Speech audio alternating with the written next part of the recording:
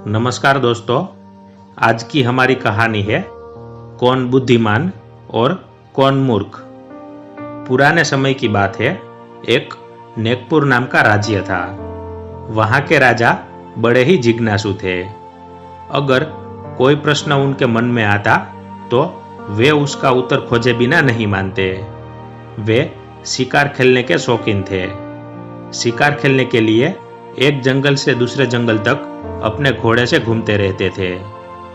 एक बार जब शिकार खेलते खेलते घने जंगल में पहुंचकर उन्हें प्यास लगी तो वो एक झरने के पास पानी पीने गए। पहाड़ के एक झरने से गुजरते हुए उनकी नजर दो कटे हुए सिरों पर पड़ी। कटे हुए सिरों को देखकर सोचने लगे कि ऐसे साफ सुथरे झरने के पास दो कटे हुए सिर कहां से आ गए।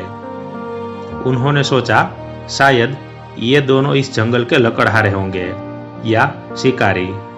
पानी पीने के लिए झरने के पास ये आए होंगे और जंगली जानवरों का शिकार बन गए होंगे। अपने स्वभाव के मुताबिक राजा के मन में यह जिज्ञासा प्रबल हो उठी कि इन दोनों कटे हुए सिरों में से कौन सा सिर समझदार आदमी का है और कौन सा नासमझ आदमी का।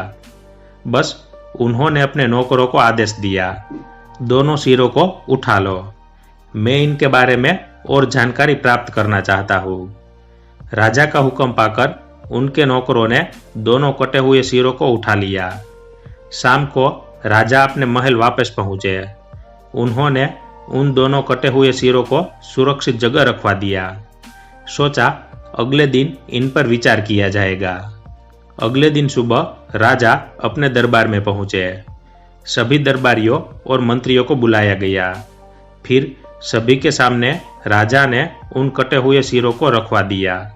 राजा के मंत्री और दरबारी ऐसे विचित्र सिर देखकर आश्चर्य में पड़ गए। सबके मन में सवाल उठ रहे थे कि राजा इन कटे हुए सिरों को कहां से ले आए, क्यों ले आए। राज दरबार में पहले तो कभी ऐसी कोई चीज नहीं लाई गई। सबके चेहरे पर आश्चर्य की लकीरें देख राजा सबके मन की बात समझ गए। उन्होंने कहा, जब मैं शिकार खेलने जंगल में गया था तो एक झरने के पास मुझे ये दोनों कटे हुए सिर मिले।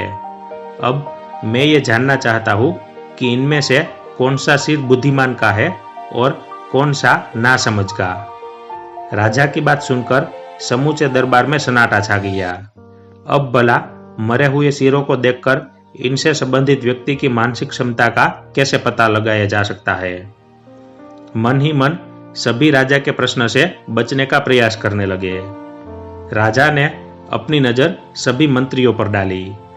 आखिरकार एक मंत्री खड़ा हुआ और बोला, सरकार, ऐसे प्रश्न का जवाब वही व्यक्ति दे सकता है जो ज्योतिष का विद्वान हो और जिसको भूत, भविष्य, वर्तमान की जानकारी हो।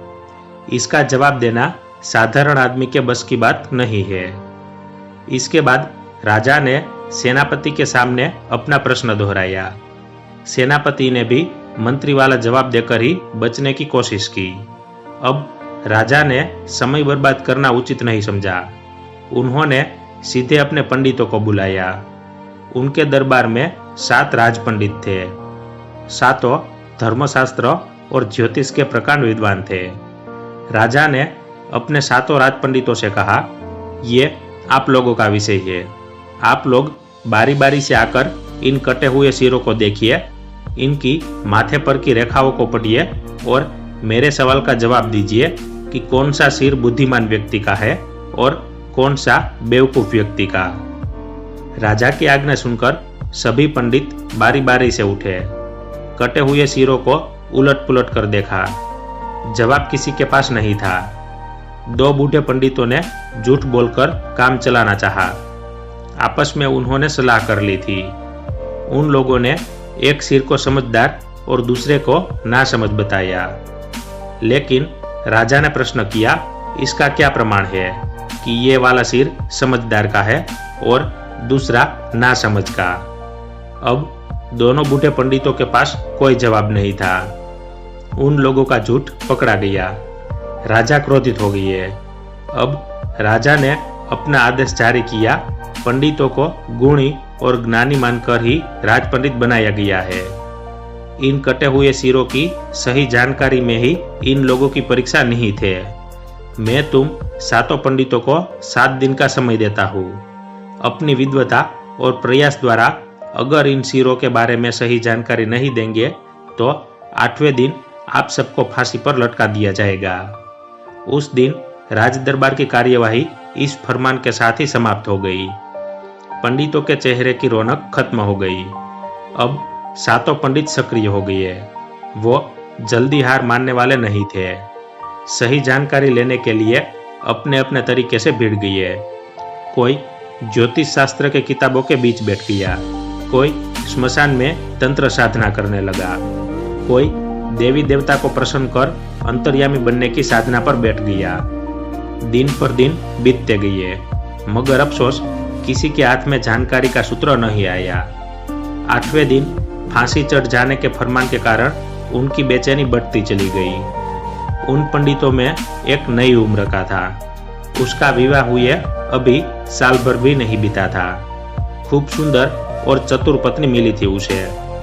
राजा के फरमान से वे दोनों पति पत्नी बड़े परेशान थे।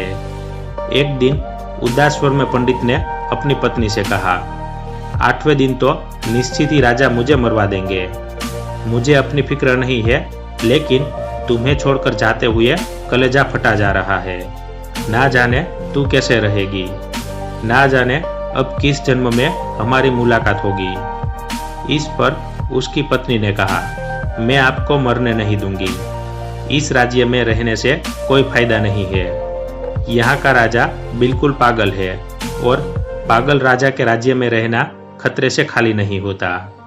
ऐसा कीजिए, आप चुपके से दूसरे राज्य में भाग जाइए। जब आप वहां कमाने लगेंगे तो एक रात मैं आपके पास पहुंच जाऊंगी। हम लोगों का साथ नहीं छूटेगा। जवाब में पंडित ने कहा, लेकिन ये तो राज दरबार के प्रति नमक हरामी होगी। ये सुन उसकी पत्नी ने समझाया, ऐसा करने में कुछ भी बुरा नहीं है। जानने योग्य वस्तु की ही जानकारी ली जा सकती है। ऐसी बेसिर पैर के प्रश्नों का जवाब कोई कैसे दे सकता है। पंडितानी की बातों पर पंडित ने कुछ नहीं कहा। पंडितानी ने उसे फिर से समझाते हुए कहा, जवाब देने का अंतिम दिन 7वां है, इसलिए आपको 6ठे दिन ही भाग जाना है। पंडिताइन ने देखा कि उसकी बातों का असर पंडित पर नहीं पड़ रहा है। वो धमकी भरे स्वर में बोली, आप कान खोलकर सुन लीजिए। यदि आप नहीं भागते हैं तो मैं आपको फांसी पर चढ़ने के पहले ही जहर खाकर मर जाऊंगी। मेरा तनिक भी मोह हो तो आप यहाँ से भाग जाइए। बेचारा पंडित अब क्या करता। 6ठे दिन भागने के लिए तैयार हो गया। उसकी पत्नी ने रास्ते में खाने पीने की चीजें तैयार कर दी। रात होते ही उसने पंडित जी को विदा कर दिया। नगर में कोई इस बात को नहीं जान सका।